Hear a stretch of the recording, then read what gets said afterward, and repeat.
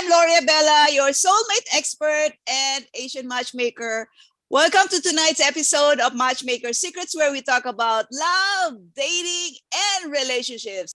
During this change of times, when you think about it, women has become so much empowered, and so a lot of them has leadership positions in their companies, and aside from that, a lot of them has already started their own businesses.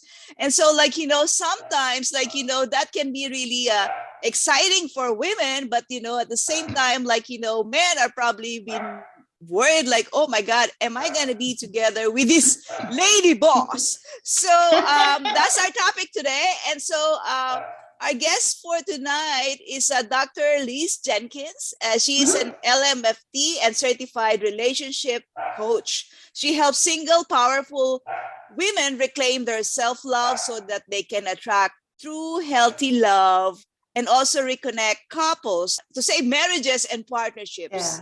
With over 70,000 plus hours of focused time working with women and couples inside her Smart Single Ladies VIP coaching and Reignite Couples VIP coaching programs, she has become a trusted expert for quickly identifying unique path for success in your self-love and relationships. So hello, Dr. Liz. Hey, how are you? Thank you for inviting me. I'm so happy to be here. Thank you, Lori. Yeah, I'm so excited as well because this is a very interesting topic. We want to help a lot of women because they have, probably accumulated a lot of male energy in them. So, that they're misinterpreted, misunderstood. Yes, so, yeah. Lady boss has created a bad rap in dating. So how can you give a new light to on this to help single women find love? I love it. Well, from, I guess, one lady boss to the other, we're here. I think that, for women, we tend to get, when we're assertive, when we're strong, when we're confident, sometimes there still is a stigma or we're misunderstood. And so I really like to say we are empowered women and we're mindful and we're becoming so self-aware. And so we have our standards. And I really encourage my ladies, keep your standards. Your motto is, I get things done. I don't kind of wait around. But what I love about ladies like you, like me, like that, is that we're open to improvement. That's where we are. And so we're open to learning, to coaching. We show up with confidence, and we kind of get the job done. Now, on the flip side of that, sometimes that confidence is misunderstood. And so that when you're being honest, and they're like, wow, she's pretty blunt. Or when they're being outspoken, it's like, oh, boy, she's, kind of particular. So I want to just tell you that struggle is real. All right. Some of it is that it's on us, and some of it is on the perception of other people.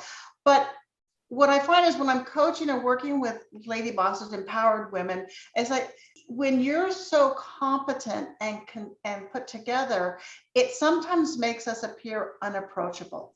And so we have already got the answers figured out, or it looks like we do.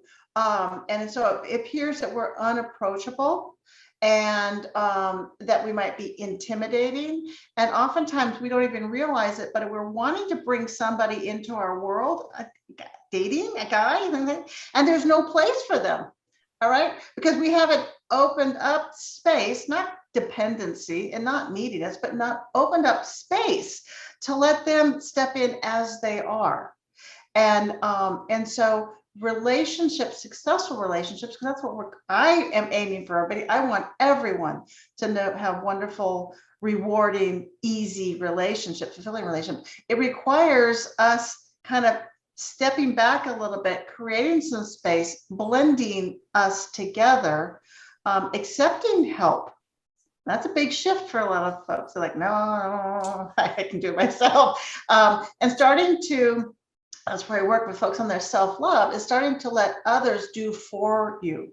It's okay to let people take care of you just as much as we kind of running the boat in other areas. And I find these folks so coachable and have so much open-minded that I love. love working with our lady bosses. That's true. Like, I have encountered a lot of those people who say, like, I don't think I'm intimidating, but the men find me intimidating. So, Yes. what can you do? It's like, okay, that may be some honest feedback. Okay. So maybe I don't feel intimidating, but maybe it's the way I look, or like when I talked about, it's like somebody they're very honest, that sometimes we transfer our work style into our relationship style. And so coming in there, and maybe that's some of the skill sets that I work with people, like softening. You can be honest, but there may be some better ways to start asking or receiving questions and things in a relationship, in a dating relationship, that doesn't feel intimidating. Yeah. You know. So I know that empowered women tend to be more aware of what they want because, like, they've Mhm. always been bosses. So, like, oh, okay, this. And so, like, Uh-huh. I was wondering, like, when if they're looking for a man, like, do you think that it's limiting them in recognizing the potential relationships in someone who is not, like, like themselves, who are alpha?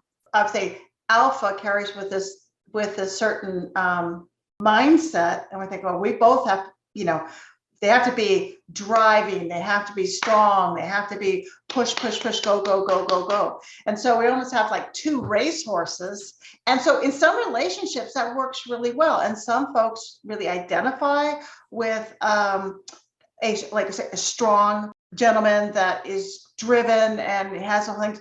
But the flip side of it is that you have two people that are always busy going and they're always so driven, they don't necessarily know how to slow down and start to look at the other person in their world and say, hey, what are their qualities have and they don't, and other qualities have. And so I think when I'm talking to these driven, powerful career ladies and things, we have to realize that alpha is not necessarily the thing you need to have in a partner.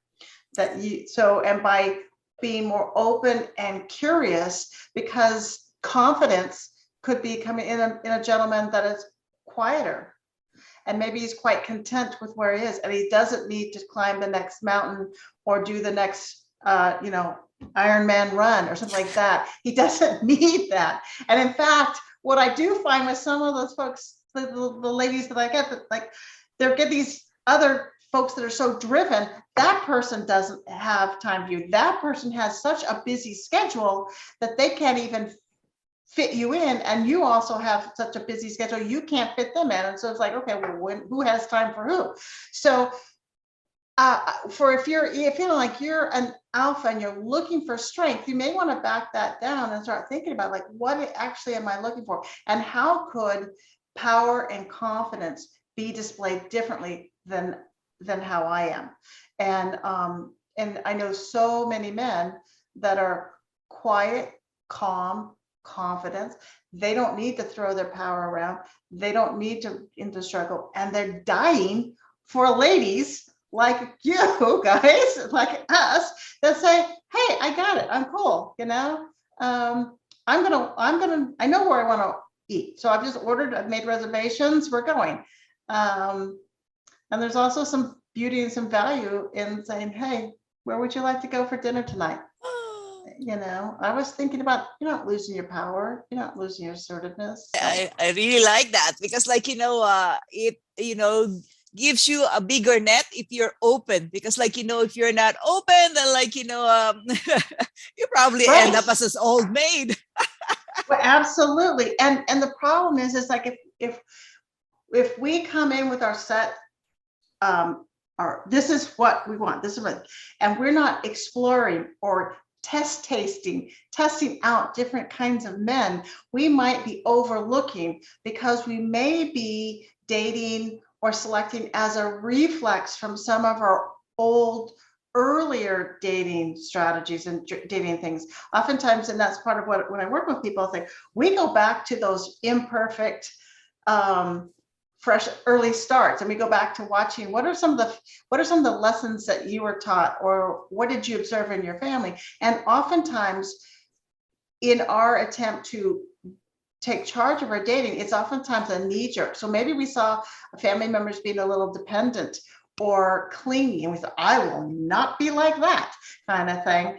And so what do? They skip over what they assume is a better criteria for the dating, the men that they want to have, but they've actually kind of missed some of the people in the middle that might be a better blend and be just as sexy and be just as strong and be just as wonderful and really be there for the soulmate, and can also accommodate a strong, powerful, busy woman in their lives.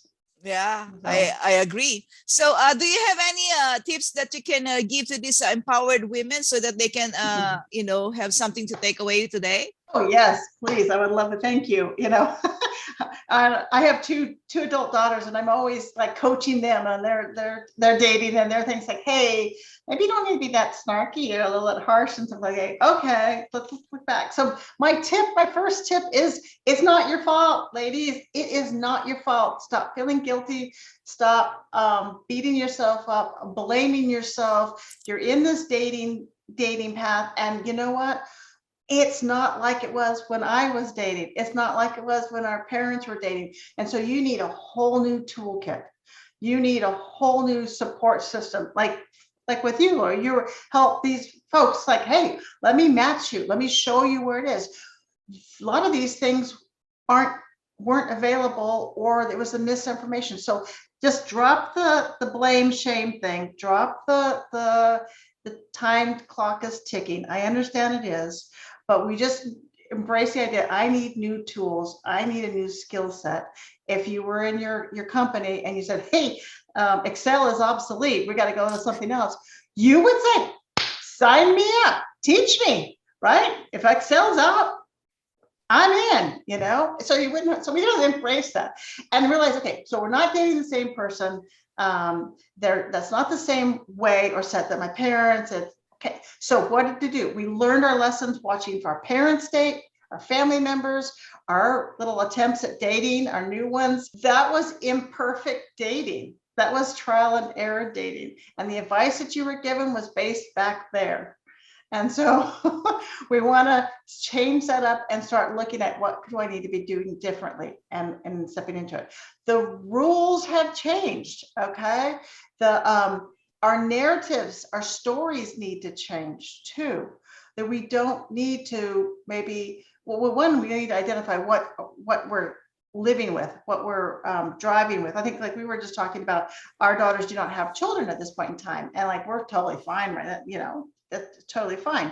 But in my narrative or my story growing up, that one of the expectations was pretty soon you got your career, you get married, then have a career. I got the career, then I got married, kind of thing. And then we have kids, but that was part of the fulfillment. And so these narratives, we have to understand what's driving us to have us push or settle or pursue the wrong people. So we really need clarity for ourselves. You're dealing with technology, with the dating apps. It's a plus and it's a minus. And so there are going to be loopholes that some of the people use that shouldn't actually really be on it. We have people that have attachment issues, and that's a great place for guys with attachment issues or ADD to be hanging out going, let me roll the dice and find somebody else. Whoops, next, that's fun. Let's try another one.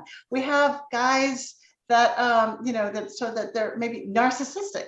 And so it feels really good to be a player and it's self-absorbed. And I bring these women in and then I dump them. Yeah, ghost them. Oh, look, like get up type of thing. So you're working against, at some point in time, the gaps or the downside of technology. The plus side, if you get the right mindset around it, the plus side is you can use that to your advantage. In fact, there's research that shows that when you're on a dating app, and if you're tied to the outcome, like I'm on here and I'm going to do this for 15 minutes and I better find one or two great matches, you're going to tend to give up and feel more discouraged and frustrated because you aren't getting and you're not in control of the sample that's just showing up. That's just a random number of guys who say they're available, right? Okay. So the people that were more successful, if they understood that outside of their control, and they're here showing up, and it's going to be kind of a numbers game, and they're going to be going through it, and they're not tied to the outcome, but they give themselves a time amount and they think, cool, nobody today, not a problem, I'll try tomorrow, or I'll try later today. So those some of the things that really is to looking at that. I guess to underscore too is that earlier dating, people tend to be more spread out, and that's why we tend to rely on the technology side of dating.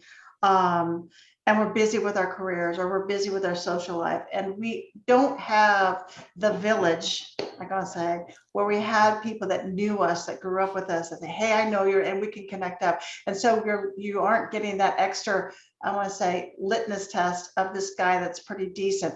And so when you're going in and going on these dating things, if it doesn't work out, it's fine. All right, that actually becomes that screening test that maybe family or friends might have done if you had known them. And so rather than looking and viewing it dates that didn't go well, we want to learn from them, and so we want to problem solve that and look at trends. Are there certain people that I'm choosing or overlooking? Is there a certain kind of a gap that I'm doing, or how am I showing up on the date that may be turning them off? And one of the things I do find it is that women tend to become emotionally attached sooner than they need to.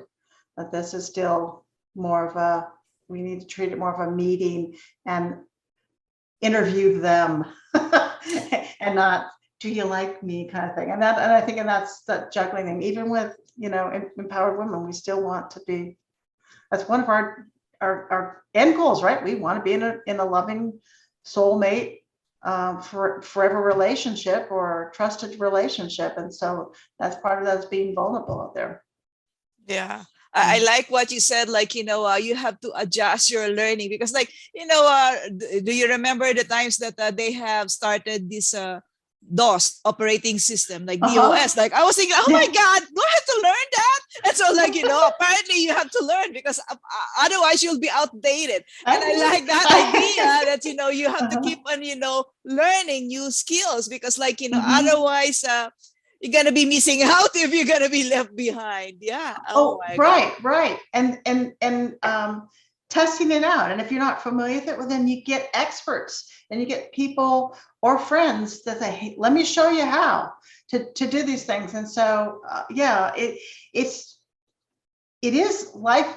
Successful people, and that's called successful dating, and successful relationships aren't stagnant. And they don't just come into, say, a relationship and say, we're staying this way and this is the way it's going to be. And if you're going to go out and find your soulmate, then this is the playing field now. And so let's just step into it. Let's not fight it. Let's not let it get us down, for sure. Absolutely. We want to stay confident and loving to ourselves as well. Yeah. Yeah. Maybe that's the reason why, like, your clients loves you because, like, you're keeping up with the times. Yeah. Yeah. And I guess the other thing I want to say is that, I see it like two pillars sometimes with my ladies. And so in the work field and in the work world, in their career or their company or whatever, they can be very decisive. And they know what they need to do, and they make those decisions, and they're smart and they're good, and they expand the company, or they save the bottom line, or we have to let go of somebody that's bringing the team down, but they're strong and they're good. And then I see ladies that move into the dating relationship, and sometimes they lose that, or they get confused around the idea of passivity versus strength versus how do I come on for things. And it's almost like a sales call, but some of them know what they want. Okay. Like they'll say, like, I don't want to, beat around the bush. I want to go on a few dates. If there's a connection with them, I really want to take myself off the market and I want to focus on them. And that is my expectation of them as well. But they sort of beat around the bush when they're talking, and they don't, or they just like, well, I'll just wait for them to bring it up.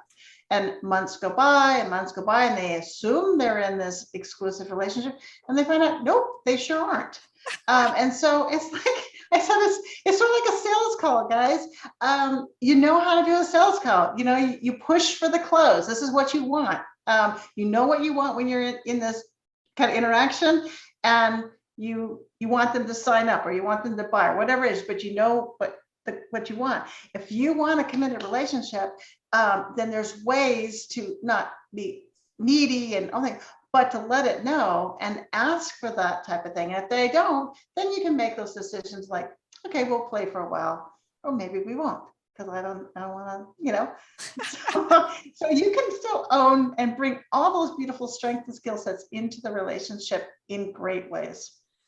What do you think is the future of relationships like 10 years from now, as more and more are getting divorced actually, and some of the younger generation are not even thinking about, getting married? You're right. The future of relationships is evolving, but I'm an optimist and I say it's good and it's great. And I'll tell you why. I mean, I've been doing this, marriage family therapist and relationship for 35 years, okay, 35 plus years. So I've seen the evolution of things.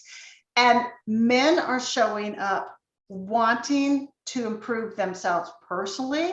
There's nobody like, women used to send them with their notes in their pocket. The guys would pull out a pocket, like, my wife says I need to do that.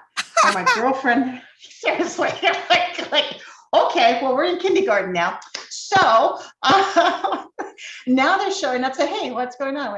I want to show up better. I'm seeing that I have this, I'm picking the wrong women, or I'm doing something and the ladies are walking away from me. So they're men, single men are showing up and they're like, how do I show up better? How do I understand relationships better? Because I want something. Women are open to improvement. They're not looking at the coaching or the relationship like there's a problem. And so I see couples coming in, not because they're on the divorce path or there's been a betrayal, but they want to enrich and enhance their relationship. They don't want to be one of the statistics. So I say the future relationship is great because we know now if you neglect a relationship, if you neglect yourself, this is what happens. And so I also see that, yes, there's a trend. Couples are postponing. They are postponing being a permanent couple. They are choosing different options where it's okay to live together. I call it, well, we're just trying things out. We dated, we love it. We're going to try living together, see how that goes, no expectations, and then they make decisions. Sometimes they decide to marry, sometimes they go on their separate ways, sometimes they just stay without the legal papers. And so I think there's an open-mindedness about that. They're postponing because of careers, they're postponing because of economic factors, and also biologically, our time clocks are ticking, but more and more of my ladies are freezing eggs, setting them off to the side, because they want to have both. And there are financial and medical opportunities for that right now. Again, if you're one of those people that says, I want a committed relationship and I'm all for living together, but I don't want to do that forever and ever. That's where your assertiveness comes in. That's where your empowerment, that's where your self-love and your standards and your expectations, and it gets brought out there. And couples will, talk about what the institution of marriage means to them. So I see commitment is going to look different. Commitment is going to be different from what maybe our grandparents or our parents have. Even the dating is different because the world's circumstances are different and opportunities are. Back in World War I, World War II, many couples met in the heat of the war. They had maybe a whirlwind 1 week relationship. You're it. We're good. We're getting married. Great. All right. Hug, kiss, got married. They're off. Deployed for a year or so, come back. Hey, yeah, your wife. I remember you. We had like 10 days together before. Yeah. And they met these long marriages. And sometimes it's because they didn't have a lot of opportunities to pick or choose different ways. So it's just different, but it's good and it's getting better. And so I would not ever turn anyone away from pushing forward to have the relationship that you desire. Don't settle, but be open-minded, because the right man might look a little different than what you originally had in your mind. Let me backtrack there because, like, I like the idea that you said, like, women are freezing their eggs. So, because you talk to men as well. So, how do the men that you have come to talk to feel about that? Because, like, obviously, the powerful woman would like to Mhm. be responsible, having a child that, Mhm. they want to have. And so, like, from the other perspective, because, like, this is also going to be benefiting the, ladies who are watching right now. So, Mhm. so that they can have a perspective, like, Sure. how does that look like? Right, right. Sure, absolutely. And I even have one gal right now. It was cute. So she's froze her eggs, but she's with somebody that has a vasectomy, and he's already had one child. And she says, so I'm gonna get sperm. I'm checking the sperm donors, and I'm going to have my own baby. I'm going to try to have my own baby, and you can be there with me or not. And he's like, this is cool. He said, he had a divorce, and he was, after his first child, he had the divorce. He says, I don't want any more kids. He says it was more knee-jerk reaction. But so he is very optimistic, even with her bringing somebody else's sperm into the picture. So he was very open-minded. But what I do find is the men recognize that they've got a woman, a fiance, a wife, whatever it might end up being, that is forward thinking. Uh-huh. And she knows that, okay, I'm 35, let's say that, or I'm 40. And my OBGYN says, my fertility specialist says, my counts are dropping. And so she's doing everything to increase the likelihood of her and her future whomever or herself to have a healthy baby. That some of them are thinking, I'm the older one, and as I'm ticking, my eggs are ticking along with me, and I want to make sure that the baby, I'm giving them the best chances possible. And so these gentlemen are all on board for that. I don't think there's any of them that have, hesitancies too, because there's so much information out now about how simple the process is. You can do the fertilization, and then we can try to put them back inside, or we can, there's all sorts of things we can do. And so they aren't concerned about it. I've even had other gentlemen that have offered, like, they have women that are really great with them, and they've offered to go ahead and try to get pregnant now and hope the relationship works with it, but that they would co-parent. So I see a more flexible mindset, and I would always tell the ladies, if you feel secure, like you have a viable chance of say having a child, your child is important to you, and you feel secure because you have eggs set off to the side, right? And they're there. You're going to show up differently on the dates. You're going to show up looking for that real soul connection, not for the, let me check his genes out and how fast is he ready to, tie the knot and let's have a baby kind of thing.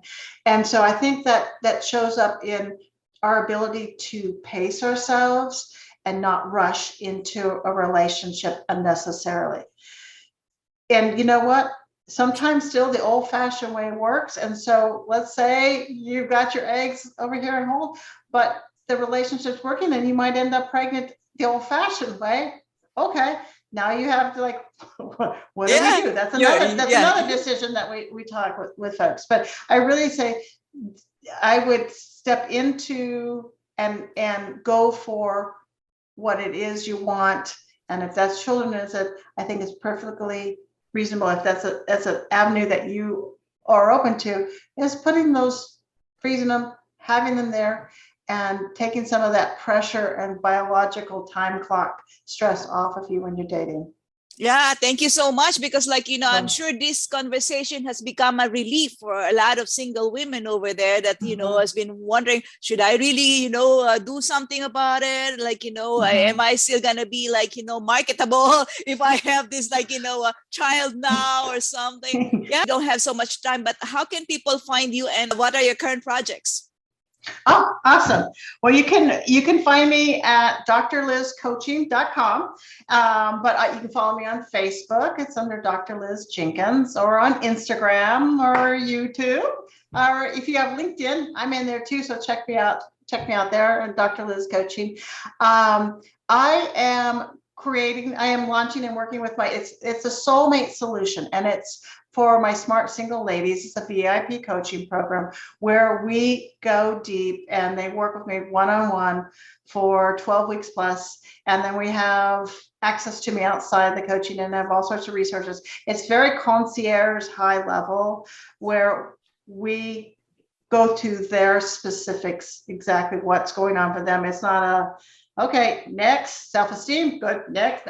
No, it's a deep dive into some really important about your history, how you came up, your narratives, where you want to be going, what do you desire, and we're going to look at the patterns that aren't working for you, because I'm a big pick the pattern kind of thing, like coding in computers. We're going to have this computer system software running right. And so I look at the patterns and say, do you know that this is similar to this? And this is where, and so we pick those up. You guys are smart. It's fast and it's successful, really, really successful in doing that. And I also work with couples. So I also have couples that are married, or they're dating, or they're, just wanting to tune up or get in sync better. And so it's my Reignite VIP couples coaching program. And so in that case, I work with people, the three of us would be working, and I also work with people independently, because there's always something that you want me to know. But if you said it in front of them, you know what would happen? It'd be a fight or something would be a problem. So we work with that. And I have materials that we work through, and then you get the the VIP, the WhatsApp access to me anytime, because I'm a big believer that when something comes up or you have a question, it would be really helpful reducing anxiety or coming up to a solution right away if you had just instant contact to me. So people just get on the WhatsApp, type in the questions, give me a voice message, and I can get right back to them and say, hey, yeah, this is what I would suggest you do. Or